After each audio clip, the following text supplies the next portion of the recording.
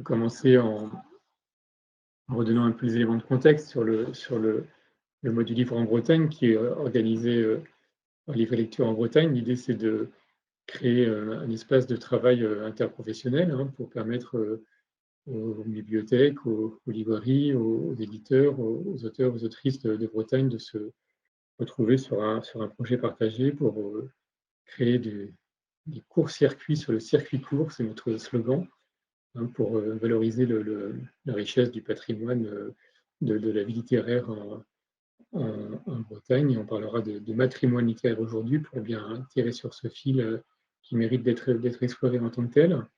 L'idée, c'est vraiment à travers cette série de webinaires, de vous apporter des ressources pour que chacun, vous puissiez construire des projets dans vos différents lieux, dans les librairies, dans les bibliothèques notamment. Et donc, le livre éditeur en Bretagne dispose d'un ensemble de ressources qu'on pourra partager en tant que de besoin. Mais voilà, ces webinaires sont une première occasion de réfléchir ensemble à ce que vous pouvez proposer avec les idées qu'on peut vous apporter au fur et à mesure. Donc, en tout cas, bienvenue à Gaëlle Perel aujourd'hui pour ce deuxième webinaire. Est-ce que, peut-être Gaëlle, pour commencer, est-ce que vous pouvez nous dire pour ce que vous attendez par matrimoine littéraire et pourquoi pas simplement patrimoine, comme on entend habituellement, pourquoi genrer cette question d'emblée?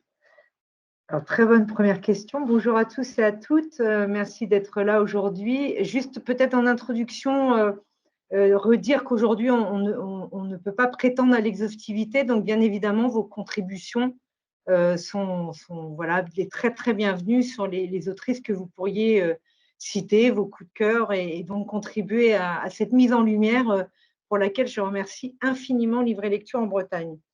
Donc, pourquoi matrimoine? Le matrimoine, c'est ce qui est légué par les femmes à travers les siècles. Alors, pas seulement sur les genres culturels, mais dans l'ensemble des domaines. Et puis, moi, j'aime à présenter cette équation parce qu'elle est assez limpide et très vite compréhensible, qui est matrimoine plus patrimoine égale héritage universel. Il faut savoir qu'en Angleterre, par exemple, toutes les questions patrimoniales, ça s'appelle heritage. C'est plus neutre, c'est mieux. Et donc là, voilà, on additionne. Ma démarche, mon travail est vraiment dans une dynamique additionnelle. Ce que les autrices en Bretagne ont écrit et continuent d'écrire, ajouté à ce que les auteurs en Bretagne ont écrit et continuent d'écrire. Et donc, pour ma part, la partie matrimoine littéraire en Bretagne, alors on avait publié chez Jean-Marie Guatters cette anthologie, qui est Femmes de lettres en Bretagne, et qui présente les autrices en Bretagne depuis le Moyen-Âge en langue française, gallo et bretonne. Ma partie à moi, et donc on n'évoquera que les autrices d'expression française, c'est donc à partir de la Révolution française jusqu'à aujourd'hui, et on va voir comment la scène littéraire actuelle est extrêmement riche et variée, et puis donc d'expression française et sur l'ensemble des genres littéraires, puisque les autrices traversent tous les genres littéraires et toutes les frontières. C'est une période initialement qui commence en 1801.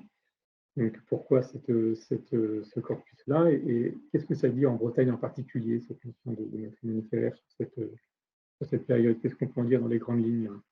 Alors, ce qu'on peut dire dans les grandes lignes, alors pourquoi 1801? Alors déjà parce que ça date, c'est le premier livre qui est recensé sur le matrimoine littéraire en Bretagne. Cet essai de Fanny Raoul, écrit en 1801, Opinion d'une femme sur les femmes. Je vais juste lire un petit extrait et on verra bien que ça cerne un peu le sujet du jour. Elle disait en substance, c'est un essai absolument passionnant, il importe donc de changer le sort des femmes et de les sortir du néant où l'opinion les replonge.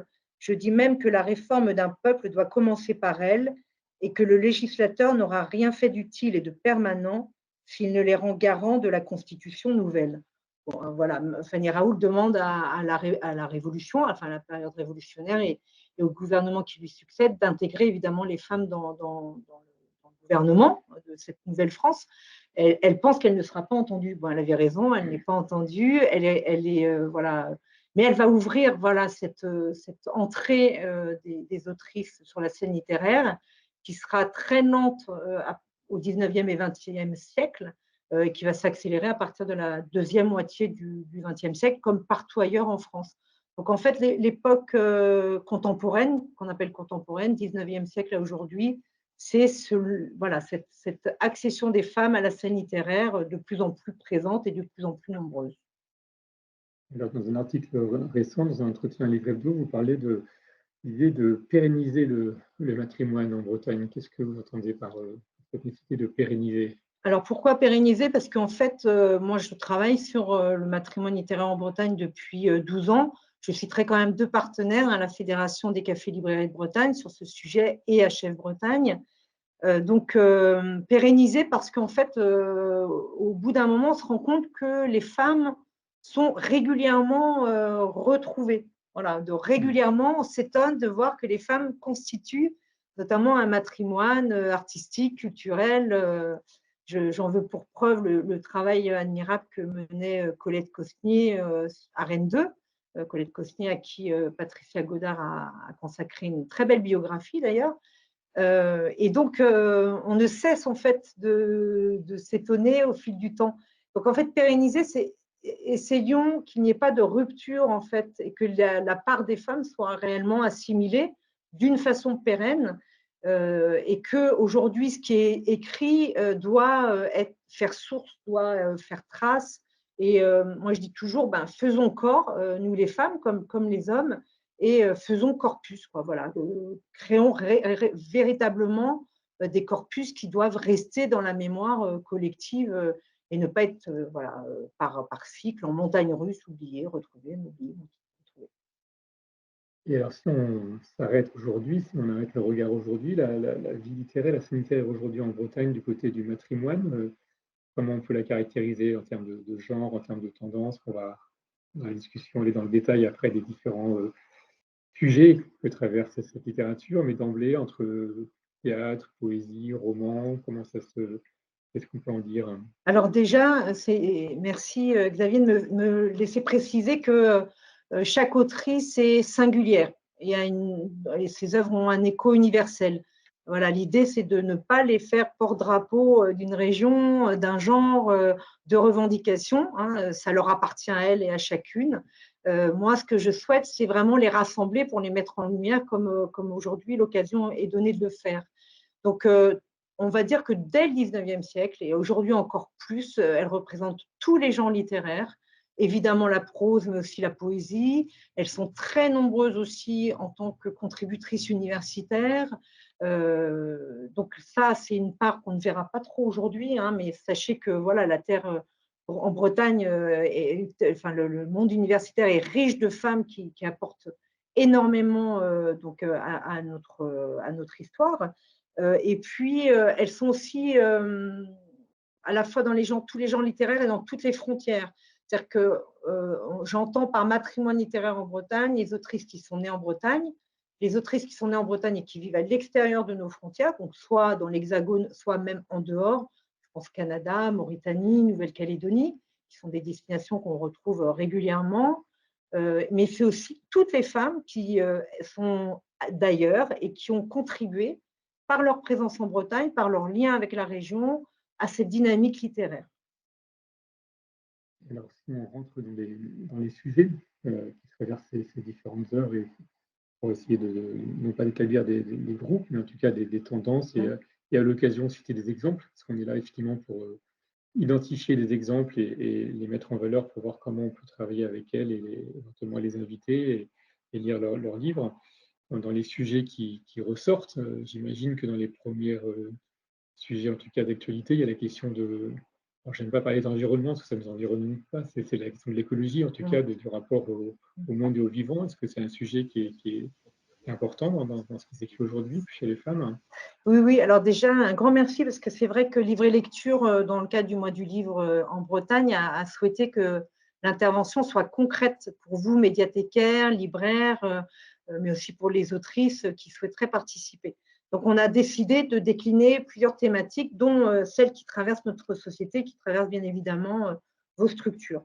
Alors, sur la question environnementale, je citerai déjà et bien évidemment tout cet album graphique que nous connaissons tous et toutes maintenant, qui s'appelle Les algues vertes d'Inès Chéreau et qui vient voilà, témoigner, révéler la grave question écologique que recouvrent les algues vertes en Bretagne aujourd'hui. Alors dire, parce qu'on a beaucoup d'autrices à citer, mais que ce livre avait été précédé par une émission radiophonique sur France Culture, que je vous invite à réécouter dans Les Pieds sur Terre. Et puis, au mois de juillet, mais je vois que partout en Bretagne, au mois de juin, fleurissent des premières, des avant-premières sur le film, puisque les algues vertes font l'objet d'une adaptation cinématographique par Pierre Jolivet. Alors, sur la question environnementale aussi, je fais un petit pas de côté. J'ai cité cette bande dessinée de Gwenaëlle Morizur et de Fanny Montgermont, Bleu pétrole, parce que dans notre histoire collective, on se souvient tous et toutes, en tout cas ceux qui sont nés il y a un peu plus de 20 ans, de l'Amoco-Cadiz, donc catastrophe pétrolière au large des côtes du Finistère et des Côtes d'Armor. 220 000 tonnes de pétrole qui ont souillé plus de 350 km de côte.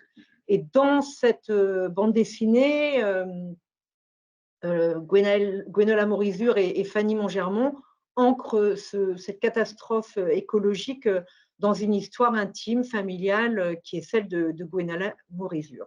Alors, dans le même temps, une autre question écologique qui s'est posée et qui se pose aujourd'hui de façon très prégnante en France, qui est la question du nucléaire, c'est la question évidemment de la centrale nucléaire que l'État souhaitait implanter à Plogoff. Et donc, Nicole et Félix Le Garec avaient fait un film absolument remarquable qui a été représenté à Cannes en 2019. À l'époque, donc en 1980, sort Des pierres contre les fusils, Plogoff. Et puis, ça fait aussi l'objet d'une bande dessinée de Delphine Lelay et d'Alexis Aurélou sur cette question de l'implantation d'une centrale dans un décor absolument somptueux, à fleur de falaises et d'océan.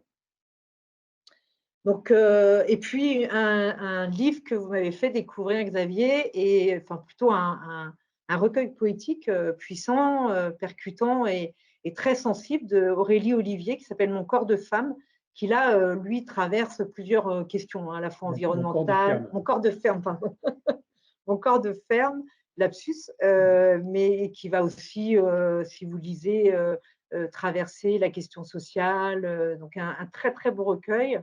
D'ailleurs, ça me permet de faire une petite digression. Dans le cadre de cette conversation aujourd'hui, j'ai ouvert une page sur Instagram qui s'appelle Matrimoine et littérature, où j'ai pu, depuis le 1er mai, chroniquer 52 autrices contemporaines. Donc, vous pouvez aller retrouver ces pages où on verra avec Livre et Lecture comment les partager. Donc, il y a ces questions environnementales, il y a aussi les questions sociales, forcément, qui sont importantes. Qu'est-ce que disent ces… Alors, ces femmes-là, c'est vraiment une question qui traverse les œuvres de façon tout à fait différente. Donc, Mon corps de ferme d'Aurélie Olivier pourrait trouver toute sa place dans la question sociale. Vous avez ce livre que j'aime beaucoup, qui est donc un récit de Lisa Kerivel, Mauvais départ, aux éditions Goater, et qui évoque sa grand-mère sardinière et donc toute la question sociale des femmes à l'époque, qui fait écho à un autre livre qui, j'espère, un jour sera réédité, mais que vous pouvez trouver dans les médiathèques aujourd'hui présentes, Le voyage à Paimpol de Dorothée Le Tessier, qui, là aussi, évoque le sort d'une ouvrière sur une journée. Elle veut tout plaquer et le seul voyage qu'elle peut s'offrir, c'est un voyage en bus entre Saint-Brieuc et Paimpol. Et c'est à la fois très cruel, très tendre, un très beau roman. Et puis, bien évidemment, le livre, par exemple, de Nina Bouraoui, Otage, qui est paru chez Jean-Claude Lattès, mais qui est disponible aujourd'hui en poche et qui évoque une femme, Sylvie, qui a 53 ans, va revoir, elle est aussi ouvrière, et va revoir ces questions de domination, dominé-dominant, et qui va faire passer une mauvaise nuit à son patron. Et voilà, qui va venir là questionner sa condition et aussi les violences qui lui ont été faites depuis qu'elle est petite. Alors, il y a aussi la question de qu'est-ce que disent les femmes des femmes, et donc de leur place dans l'histoire, dans la société. Il y a cette question de leur place, notamment dans la résistance, qui est importante, qui est peut-être parfois sous-évaluée.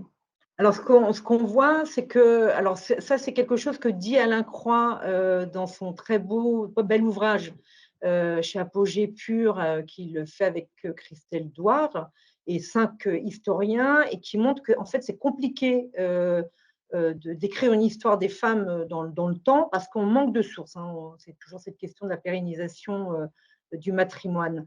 Et c'est vrai qu'elles sont absentes du récit. Voilà. Alors, elles sont absentes du récit parce que les femmes font rarement trace.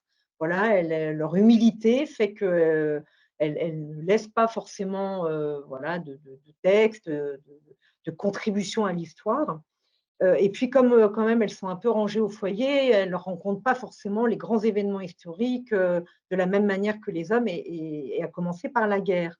Donc, effectivement, Isabelle Le Boulanger, qui est chercheuse à l'UBO, a mené un travail extraordinaire sur les résistantes en Bretagne. Alors d'abord sur des résistantes qui ont eu leur carte, dont la résistance a été attestée. Et puis dans ce premier ouvrage, et à l'issue de ce premier ouvrage, elle se rend compte que toutes les femmes résistantes n'ont pas demandé leur carte, justement parce qu'elles estimaient avoir fait ce qu'elles devaient faire, ne pas avoir à s'en glorifier, et aussi parce que l'histoire collective a voulu les mettre quand même à la marge de cet engagement. Donc, il y a un deuxième ouvrage qui vient conforter le premier, et qui sont absolument passionnants sur la place, et elles sont vraiment, pour le coup, un exemple d'invisibilisation des femmes quand il s'agit de faire histoire. Et ça fait écho à un essai drôle et brillant d'Alice Zéniter, qui s'appelle Toute une moitié du monde, où elle montre justement comment le récit depuis la préhistoire, c'est un peu axé sur les hommes et un peu moins sur les femmes. Et ce n'est pas le seul propos de cet essai, mais voilà, il est traversé aussi par cette question. Et je vous invite d'ailleurs, parce qu'Alice Zéniter le met en scène, notamment en Bretagne, je vous invite vraiment et à le lire et à aller le voir sur scène. Et puis, pour continuer sur cette question de la visibilisation, il y a beaucoup de livres qui viennent évidemment, parce que les maisons d'édition œuvrent aussi à la visibilisation des femmes, beaucoup de livres qui contribuent à faire connaître les femmes en Bretagne, et je pense notamment à celui de Nathalie de Broc, ces femmes qui ont fait la Bretagne aux éditions Ouest France. Donc là, c'est la partie historique, Ouais. donc il y a une grosse matière. Alors, si on revient sur les sujets de société, la question de la violence faite aux femmes, je suppose, est prégnante aussi dans ce qui s'écrit. Alors, beaucoup de livres sur les violences faites aux femmes. Alors, il y a le premier d'ailleurs, enfin, mais qui vient de paraître, d'Andrea Bescon, Une simple histoire de famille, hein, qui se situe entre Paris et Quimper, où on voit comment les violences intrafamiliales peuvent se transmettre de génération en génération. Et puis, il y a aussi beaucoup d'autrices qui contribuent à cette question des violences faites aux femmes à travers la poésie, dont je vous montrerai deux recueils de poésie. Rouge pute de Perrine Lequérec, qui est le fruit d'une résidence qu'elle a faite avec des femmes victimes de violences, et à qui elle donne voix, et à qui voilà, elle donne corps aussi. Et puis un autre très beau recueil qui paraîtra d'ailleurs en chronique demain dans Matrimoine et littérature, d'Élise Ducange, qui elle vit à Becherel, et qui, dans ce texte, juste à moitié dévoré, évoque la question donc, de l'inceste qu'elle a subi quand elle était enfant, et qu'elle voilà, transforme en texte poétique avec beaucoup de force et beaucoup de sensibilité et beaucoup de vibrations. Donc, les violences, elles sont faites de ce qu'on peut ignorer aussi de l'autre, de trajectoires familiales dysfonctionnantes. Elles sont aussi, voilà, elles naissent aussi d'ignorance qu'on peut avoir des uns et des autres, et d'une façon un peu plus légère et même très, très ludique. Je voulais signaler, parce qu'après tout, les violences, la question des matrimoines, la question des femmes, la question de voilà, faire société, c'est des questions d'éducation. Et je voulais donc signaler deux livres jeunesse à la fois amusants et puis voilà, qui sont un petit peu impertinents, parce que ce n'est pas forcément des thèmes jeunesse traditionnels, mais plutôt inédits. Le travail donc de Anne-Gaëlle Morizur et de Florence Dolé chez Jean-Marie Goater avec Tata de la barbe sous les bras et ma grande sœur est un loup-garou, voilà, qui évoque notamment la question des règles chez les filles. Et donc, le petit garçon est assez inquiet de voir que sa sœur, voilà, peut se transformer en loup-garou. Donc, voilà pour toutes ces questions, on va dire, d'actualité, ou en tout cas qui font actualité et qui font résonance dans les médiathèques et les librairies actuellement. Des violences, ce n'est pas forcément lié, mais il y a la question de la famille en général qui doit être un sujet très, très présent, et la question notamment de la filiation. Alors, la question de la famille et de la filiation, c'est un thème évidemment très littéraire, hein, partout, et pour les hommes comme pour les femmes. Chez les femmes en Bretagne, il est très présent. Alors moi, j'ai une amitié particulière pour un texte de Nelly Allard, c'est son premier. Après, elle a fait paraître d'autres romans chez Gallimard, mais qui s'appelle Le Crieur de nuit, que je vous invite vraiment à lire, qui se passe en Bretagne, entre le Finistère et le Morbihan, puisqu'il y a notamment des scènes de plage qui sont évoquées et qui se passent du côté de l'Armor-Plage, que les Lorientais connaissent bien. Donc, il y a évidemment plein d'autres autrices que je devrais citer sur cette question-là. Nathalie Debroc pour La tête en arrière, très très beau roman d'une relation compliquée entre une petite fille et sa mère. Irène Frein, qui notamment a composé autour de sa sœur. Claire Fourier, qui là donne voilà, un portrait très beau et très sensible de sa grand-mère finistérienne Anna. Gaël Josse, dans une longue impatience évidemment, qui attend son fils. Anne Cour, dans 7 jours en face, qui évoque là aussi une relation de maltraitance et de façon très sensible. Marie Le Drian, Marie Le Gall, Marie Sizun. Et pour clore, et Mona Ouzouf, évidemment, pour composition française, Retour sur une enfance bretonne. Et pour clore sur cette question de la famille, ce texte de Fabienne Juel, qui est une romancière voilà, que j'aime énormément et qui, avec À l'angle du renard, signe justement à la fois évoque la question rurale en Bretagne, mais aussi le fait que cet homme, le renard, voit arriver dans la ferme d'en face une famille de Parisiens qui va voilà, bouleverser ses convictions, ses croyances, sa façon de vivre à lui, et va à un moment donné redérouler voilà, son histoire familiale. Voilà, c'est une histoire absolument réjouissante d'un serial killer à la campagne. D'accord. Alors, sur cette question de famille, forcément, la question de la maternité doit être là oui, à place. Traité de façon aussi là très large. Je vous dirai bien évidemment des titres et des autrices, mais citer Julia Kerninon pour toucher la terre ferme et cette question que voilà, d'une manière d'appréhender de façon plus complexe la maternité, en tout cas plus complexe que celle qu'on nous vend à nous, pères et mères, que voilà, il y aurait deux parents réjouis et un bébé tout rose. Voilà, les questions qui traversent les femmes et les hommes au moment de devenir parents sont évidemment toujours plus bouleversante que cette image d'Épinal. Je pense aussi à L'homme semence, qui est un texte qu'on a longtemps cru écrit par une femme, mais qui en fait est écrit par son éditeur, donc l'éditeur à l'époque de La Parole, et qui a été adapté par Laetitia Rouxel et Mandragore. Voilà un très beau texte aussi, qui ici est revu à travers la bande dessinée et le dessin. Et puis une autre bande dessinée que moi j'aime beaucoup, alors j'ai déjà cité Gwenaëlle Morizur, mais là c'est en duo avec Camille Benyamina pour Montagne russe, où elle évoque, là pour le coup, non pas la maternité, mais la difficulté à être maman. Voilà, puisqu'elle n'arrive pas à tomber enceinte. Alors, la famille, c'est aussi des vacances. Oui, alors en plus à l'heure des grands week-ends et des vacances à venir, alors déjà citer évidemment Le blé en herbe de Colette, puisque déjà on fête le 150e anniversaire de sa naissance, et que ce texte, Le blé en herbe, qui est signé par Colette en 1923, depuis les côtes brétiliennes, depuis Roselaine, que d'aucuns connaissent. Le blé en herbe, c'est aussi dans l'histoire de Colette, elle a 50 ans, le premier roman qu'elle signe, Colette, uniquement Colette, parce que Chéri, qui paraît en 1920 et qui le précède, est encore signé par le nom Willy Colette, alors même qu'elle a quitté Willy depuis 1906. Donc, on voit aussi la difficulté de s'affirmer, même quand on s'appelle Colette, voilà, de s'affirmer pleinement et entièrement et sans forcément une caution masculine derrière soi. Et ce texte, c'est vraiment un très beau texte. Elle fréquentait énormément Roselaine en temps de vacances, hein, qui était vraiment un lieu de retrouvailles, de travail, d'amour pour Colette.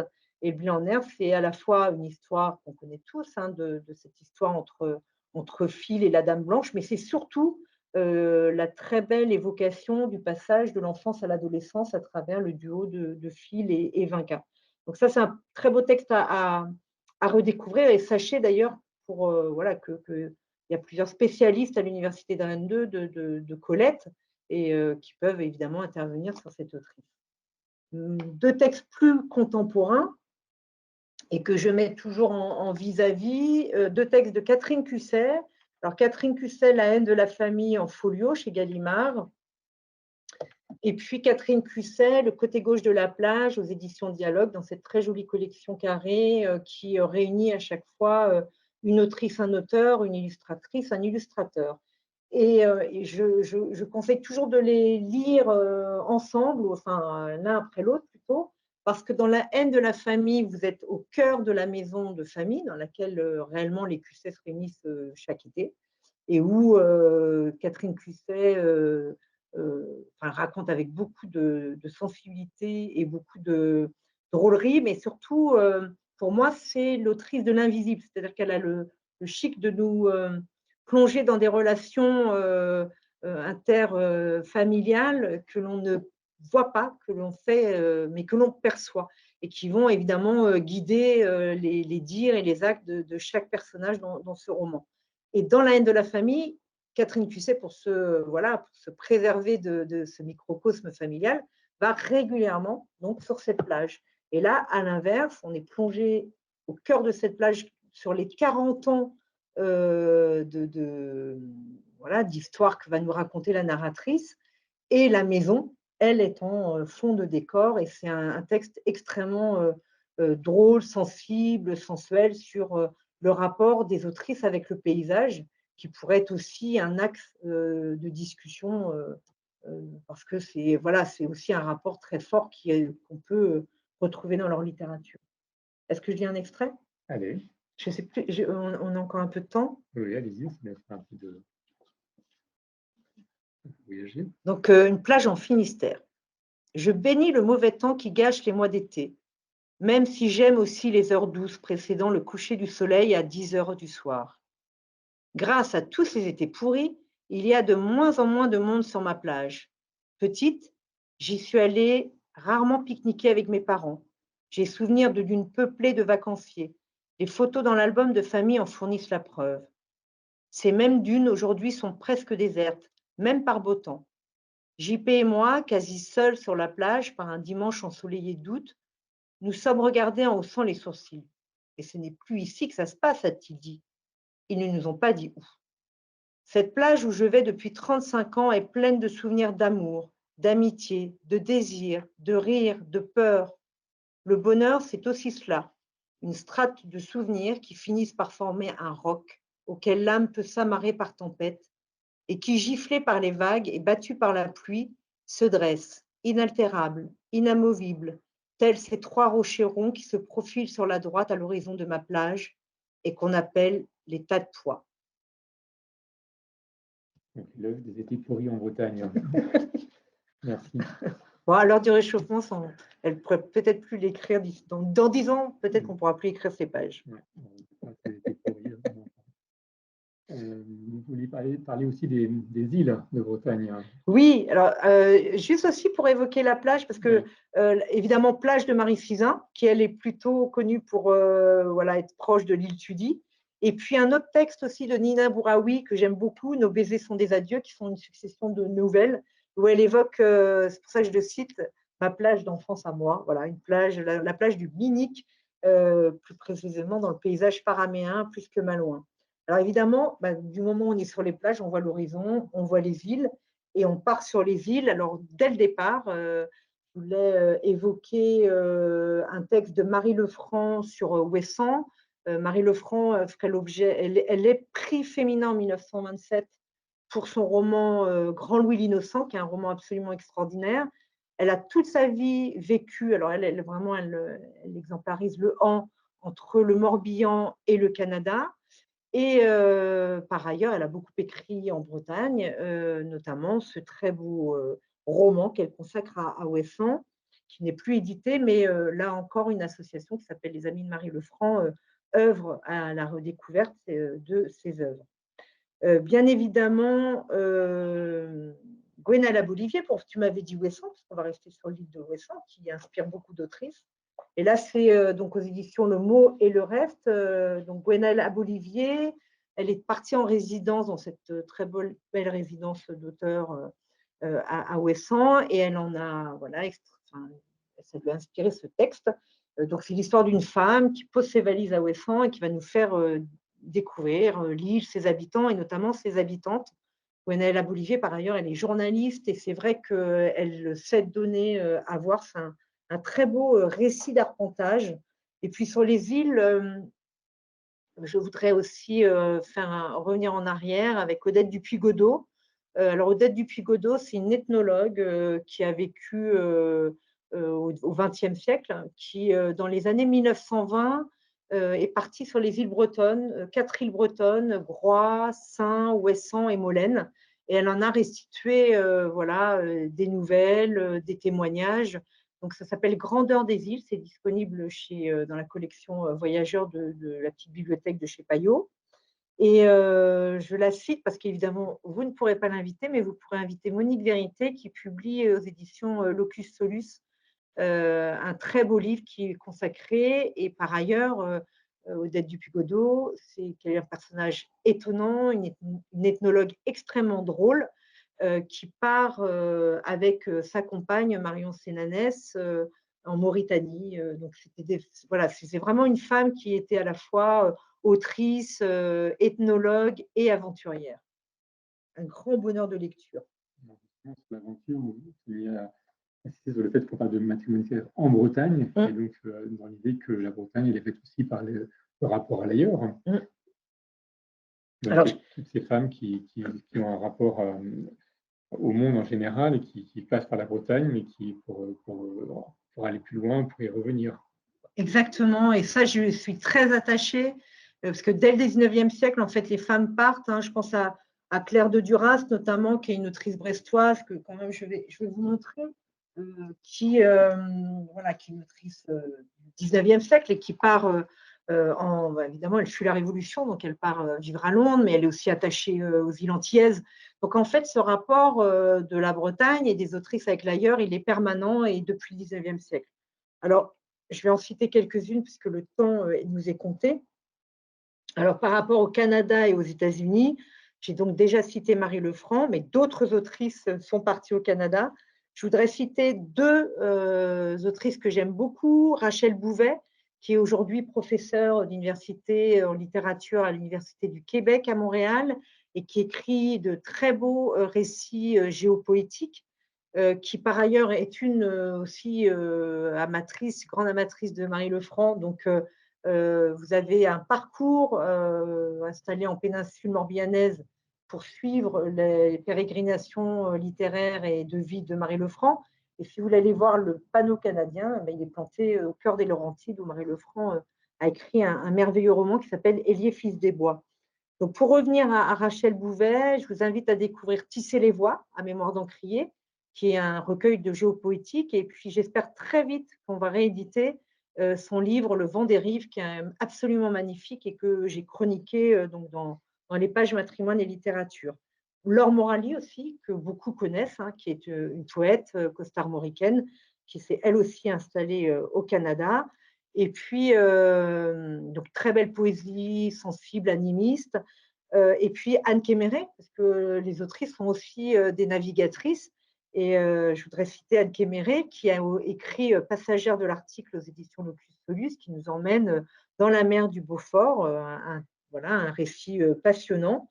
En Nouvelle-Calédonie, on aura Anne Billan. Anne Billan, elle est poète, dramaturge, et elle a écrit ce recueil Ton ventre et l'océan aux éditions Bruno Doucet, donc poésie.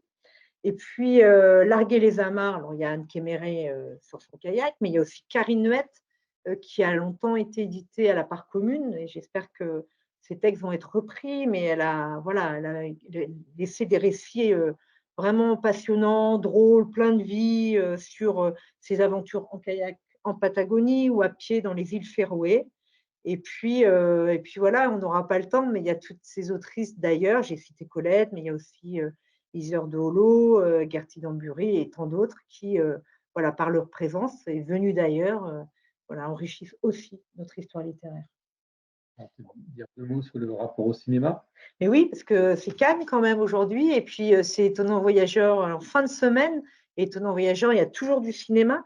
Alors, quand j'ai parlé des questions environnementales, je n'ai pas parlé de ce qui voilà, nous donne de l'espoir à tous et toutes, c'est la transition écologique. Donc, un très beau roman graphique composé par Laetitia Rouxel et Jacques Capla, agronome aux éditions Actes Sud, qui s'appelle Demain dans la Terre. Et puis, le film de Marion Gervais, Anaïs s'en va en guerre, qu'on est nombreux et nombreuses à avoir déjà vu, qui est sorti il y a déjà quelques années, et qui est complété par le récit de vie d'Anaïs Kerrouaz, qui est donc le personnage du documentaire de Marion Gervais. Et si je cite Marion Gervais, c'est pour la qualité de son travail, de ses portraits, mais aussi parce qu'elle va faire l'actualité d'Étonnant Voyageur avec ses 2 derniers films. Bien évidemment, Andrea Bescon, on a cité son premier roman, mais Les Chatouilles sont d'abord un texte qui a été mis en scène, un texte théâtral et dansé, qui ensuite a fait l'objet d'un film. Donc le cinéma, c'est une écriture. Les algues vertes, qui inspirent aujourd'hui Pierre Jolivet. Évidemment, tout le travail de Nicole et Félix Le Garrec. Et puis, je voudrais terminer sur une réalisatrice qui m'est très chère, par la qualité de son travail. Alors, vous la connaissez peut-être pour son dernier opus qui a été consacré à Gilles Caron, Histoire d'un regard, sur ce reporter qui a disparu à l'âge de 30 ans au Cambodge et qui avait vraiment marqué les années 60 de sa photographie. Donc, c'est un documentaire absolument extraordinaire de Mariana Otero, mais je voudrais parler d'un documentaire qui est accompagné d'un livre des peintures de leur mère, qui s'appelle Histoire d'un secret, qui avait fait aussi l'actualité dans les années 2005 en Bretagne, mais qui doit continuer à faire actualité, et qui est ce récit intime sur leur mère qui est décédée d'un avortement. Et en fait, les 2 filles donc de cette femme dont Mariana Otero vont le découvrir très tardivement. Elle va repartir sur les traces de leur mère, qu'elle va découvrir peintre, une très belle peintre, qu'elle va découvrir appartenant à cette histoire universelle de l'avortement et des femmes. Et donc tout ça va se croiser dans un triptyque absolument passionnant et intime. Et la fin est merveilleuse puisque leur mère va décéder en 1968, juste avant sa première grande exposition. Et Marianne Otero, sa sœur Isabelle et leur père vont recomposer dans les champs libres cette exposition qui malheureusement n'avait pas pu être vue à l'époque. Voilà, donc vous voyez qu'il y a plein de matières, ça pétille de partout. Et bien évidemment, maintenant, c'est le moment de la discussion pour déjà écouter vos coups de cœur et puis peut-être préciser des thèmes. Merci beaucoup, Gaëlle. Effectivement, donc on peut ouvrir la discussion. Est-ce que vous avez des questions? C'est vrai qu'il y a eu beaucoup de titres qui ont été cités. Donc, comme Gaëlle vous l'a indiqué, il y a des outils qui vous seront proposés pour aller chercher des ressources. Voilà, mais peut-être que vous voulez qu'on revienne sur telle ou telle autrice ou ajouter des remarques ou avec peut-être des questions précises aussi sur le mode opératoire, des conseils qu'on peut vous apporter pour mettre en œuvre ces rencontres. La parole est à vous. Qui veut Bonjour, commencer? bonjour Gaëlle. Bonjour Heu, Marie-Joëlle. alors moi je vais être, voilà, je vais me positionner. Je suis une structure d'accueil, j'aurais envie de faire appel, enfin de faire une action autour du matrimoine, et faire appel à tes compétences ou faire appel, à des autrices et des auteurs, comment je peux m'y prendre? Enfin, comment ça pourrait fonctionner? Et parce que c'était juste un aperçu, une mise en bouche, mais voilà, comment ça fonctionne? Qu'est-ce que tu Enfin, comment tu peux nous proposer, toi, quel genre d'intervention, de médiation, d'action culturelle tu serais en capacité de nous proposer? Alors c'est vrai que, alors déjà toutes les autrices, enfin la plupart des autrices citées aujourd'hui et qui feront effectivement l'objet d'une bibliographie qui sera abondée de vos propositions si vous les transmettez, sont, j'imagine, hein, je ne les connais pas toutes personnellement, donc en tout cas n'hésitez pas si les thématiques vous ont séduit, si vous avez envie d'aborder voilà, des thèmes qu'elles ont abordés. Et en fait, à chaque fois, j'ai exemplarisé, mais ces autrices sont, voilà, sont dans plein de thèmes différents, hein. Là, c'est vraiment aussi une manière de les présenter, mais il y en aurait eu tant d'autres pour le faire. Donc, il faut se rapprocher de leur éditeur ou effectivement, comme le rappelait Xavier, Livrer lecture en Bretagne a un site sur lequel les coordonnées des autrices sont référencées. Donc, si vous êtes autrice, n'hésitez pas à le faire. J'ai envie de dire, évidemment, prendre information aussi auprès des libraires et des médiathécaires. Alors, pour ce qui me concerne, moi, effectivement, j'interviens sur les questions de matrimoine, historiques ou contemporaines, sur des thématiques croisées. C'est vrai qu'avec la Fédération des cafés librairies, on anime une lecture avec la compagnie KF Camille Cardellan, pardon, Rosane Fournier, Alain Philippe. Et d'ailleurs, je vous invite, hein, parce que là, il y aura une lecture filiation et médiation qui va se dérouler à la médiathèque La Girafe mercredi 31 mai à 18h. Donc libre d'accès, il faut juste s'inscrire auprès de la médiathèque. Donc ça, c'est vraiment une lecture qui a été créée à partir de thèmes donc choisis et qui réunit plusieurs autrices. Donc pour par exemple, le thème filiation et médiation, on a réuni Gaëlle Josse, on a réuni Claire Fourier, on a réuni Anne Billan, on a réuni les deux autrices qui font l'objet de la collection Les Universels, Yvonne Meignier et Anne de Tourville. Et puis, je crois que voilà, j'ai cité toutes les autrices qui sont concernées par cette lecture. Donc moi, je peux évidemment être contactée et intervenir. Et puis sinon, toutes les autrices, si elles ne sont pas présentes sur le site de Livrer Lecture en Bretagne, dirigez-vous directement vers la maison d'édition qui les édite pour avoir leurs coordonnées, service presse, contact avec les librairies. Et ils sont tout à fait opérants et accompagnants sur voilà, vos propositions d'inviter des autrices. Alors par contre, voilà, il y a une charte des auteurs, tout le monde le sait maintenant. D'ailleurs, c'est une condition comment dire, à subvention, hein, une charte des auteurs qui fait que voilà, toutes les autrices, nous sommes toutes rémunérées avec la prise en charge des frais d'hébergement, de restauration et de transport. Ai-je répondu à ta question? Tout à fait. Donc en fait, c'est le tarif charte. On est sur, bon, ça peut être une demi-journée ou une journée. Pour être clair, le tarif charte, on le retrouve, hein, c'est 286,76 € aujourd'hui, hors frais de déplacement, hébergement.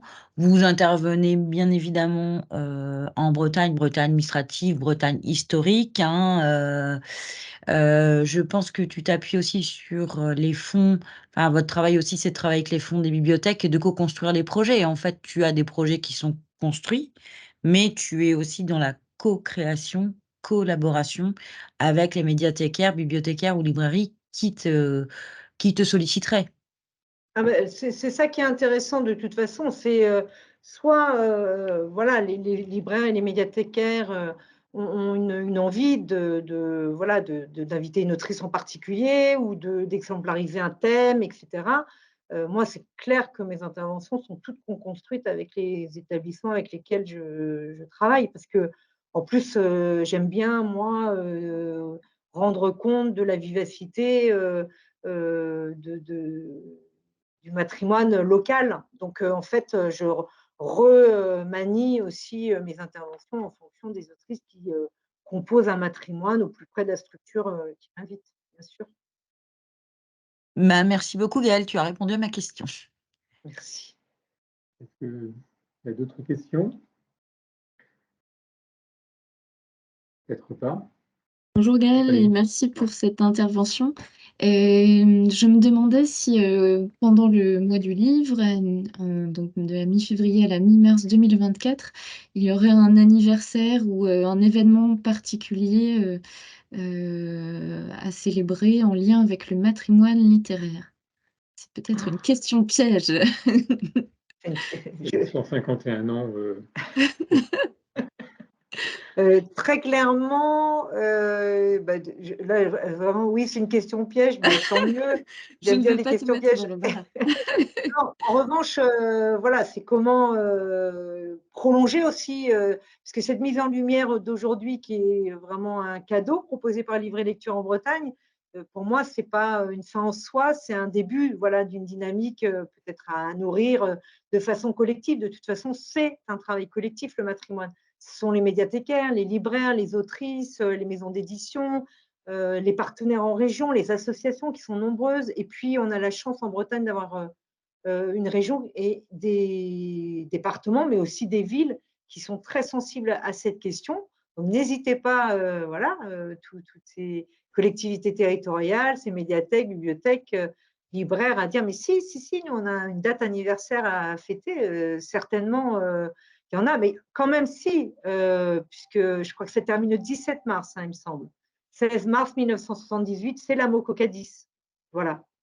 Donc, inviter Gwenaëlle Morizur et Fanny Germont autour de Le Pétrole, notamment, par exemple. Voilà. Merci beaucoup, Gaëlle. Peut-être que vous pouvez nous dire quelques mots sur la collection que vous animez chez les éditions Boîter. Alors, en fait, l'anthologie, qui a été publiée chez Jean-Marie Guater, elle venait prolonger mon travail universitaire que j'ai réalisé à Rennes 2. Et à l'issue, au moment de la réception d'anthologie qui vraiment était très positive et qui voilà, riche de plus de 245-46, je crois, propositions littéraires, hein, qu'on a voulu, comme aujourd'hui, proposer des balades, en fait. Voilà, dans des univers littéraires variés, très variés. Donc, il y a beaucoup de contributeurs et de contributrices à cette anthologie. On a pu s'apercevoir aussi au fil de la composition de cette anthologie qu'il y avait des autrices qui étaient soit partiellement éditées, soit plus du tout éditées. Et quand même, deux titres emblématiques du patrimoine littéraire en Bretagne. Alors, je vais commencer par Anne de Tourville. Hein. En plus, on est en Ille-et-Vilaine. Donc, Jabadao d'Anne de Tourville. Donc là, vous voyez dans la couverture initiale, hein, 1951, chez Stock. On aura, nous, des très belles couvertures pour la collection de poche grâce à Lucie Rouillet, qui a revisité les livres et nous a fait de belles propositions. Donc, Jabadao, c'est un conte noir et jubilatoire. On aurait pu d'ailleurs le citer dans les histoires de famille. J'aime énormément cette histoire. Donc, c'est l'histoire de Catel, une veuve, qui voilà, se retrouve veuve à la première page du roman et qui a mais une riche veuve et qui vit dans un village du côté de la rivière froide. Et puis, les pauvres sont, eux, du côté des collines brûlées. Et entre les deux, un pont. Voilà. Et Catel, évidemment, souhaite marier son fils à une riche héritière. Pas tout à fait comme ça que ça va se passer, puisque son fils a la très mauvaise idée de franchir le pont. Et donc, on va rentrer dans un grand jabadao. Le jabadao, en Bretagne, c'est la danse du diable. C'est la danse qu'on n'a pas le droit de danser, c'est la danse qu'on n'a pas le droit de regarder. Et bien évidemment, en traversant ce pont, le fils de Catel va voilà, générer un grand chambardement. Et évidemment, ça, alors qui est voilà, nourri de plein de cultures bretonnes, de philosophie autour de la mort, etc. Mais d'abord, c'est extrêmement drôle, un humour assez noir, mais vraiment très fin. D'autre part, le lisant et le relisant, je pense qu'il est donc édité en 1951. Anne de Tourville fait partie de toute cette scène féminine qui émerge de la Seconde Guerre mondiale. Et je ne peux pas m'empêcher qu'ici, elle nous propose un nouveau contrat social, en fait. Que ces deux jeunes, l'un riche, l'autre pauvre, qui vont se marier, viennent faire une autre proposition plus solidaire. Et puis, un texte qui, en fait, a un écho très fort avec l'actualité, parce qu'il y a une vraie dimension animiste dans l'écriture d'Anne de Tourville, et les personnages sont vraiment plantés dans la nature, parlent aux oiseaux, les oiseaux leur parlent, ils se font réconforter par des saules. Enfin, il y a vraiment voilà, cet rapport très puissant à la nature. Donc, je vous conseille Jabado qui sortira cet été en collection poche. C'était notre souhait avec Jean-Marie de proposer un petit prix pour qu'il soit accessible notamment aux jeunes générations. Et puis l'autre livre, et là c'est un cadeau que nous fait l'héritière d'Yvonne Meignet, sa troisième fille, qui est ici un des personnages de ce roman épistolaire. Alors là, c'est une histoire extraordinaire. Un lycée pas comme les autres, c'est l'histoire vraie du déplacement du collège et du lycée de Rennes pendant la Seconde Guerre mondiale. Donc Rennes va être bombardée massivement à partir de mars 1943 et on décide donc de déplacer à 40 km à l'est de Rennes, plus précisément à la Guerche, ce collège et ce lycée. Et donc, on va suivre une année très particulière, évidemment, l'année 1943, à la libération de Rennes le 4 août 1944, de deux jeunes filles, Odette et Yvette, qui sont scolarisées à la Guerche quand leur famille, leurs parents et leur petite sœur, Dany, doivent rester à Rennes pour des raisons de travail. Donc, on imagine bien tout ce que ça suppose d'éloignement, 40 km en ces temps de guerre. Et c'est un roman à la fois très sensible, très juste, mais qui nous plonge à hauteur d'adolescence dans une vie quotidienne pendant la Seconde Guerre mondiale, ce qui est assez inédit, je pense. En plus, Yvonne Meignet, elle a une manière très contemporaine, très actuelle d'être en lien avec ses filles, parce que clairement, c'est un roman épistolaire, mais c'est un roman épistolaire qui s'est vraiment inspiré de leur vie à l'époque, puisque Yvonne Meignet, qui est originaire de la Creuse, s'est installée à Rennes et est restée toute sa vie en 1938. Donc voilà, la collection s'intitule Les Universels. Très bien. Écoutez, merci beaucoup. J'ai l'impression qu'on a Merci. fait une bonne balade. On a franchi pas mal de ponts. Et donc, on a appris à parler avec les oiseaux, ce qui est quand même une très bonne chose. Une bonne chose à nous apprendre. S'il n'y a pas d'autres questions, donc, vous donner rendez-vous pour notre prochain webinaire qui sera le 30 mai, sauf erreur, à la même heure. Et on proposera de rencontrer des éditeurs autour des questions de l'imaginaire, parce que c'est un peu le fil sur lequel on veut tirer pour ce mois du livre. Et vous rappelez aussi que fin juin, ça sera la date limite, si je ne me trompe pas, pour l'appel à projet qui vous est proposé pour apporter un financement pour toutes les actions que vous pouvez imaginer, pour des rencontres avec des auteurs, des autrices, mais aussi toutes sortes de choses. L'idée de ce mois du livre, c'est vraiment d'en appeler à votre imagination aussi pour faire émerger des propositions. Donc voilà, la balle est dans votre camp. Merci beaucoup, Gaëlle. Merci. Et merci à vous d'avoir participé à ce webinaire. À très bientôt. Au revoir. Au revoir.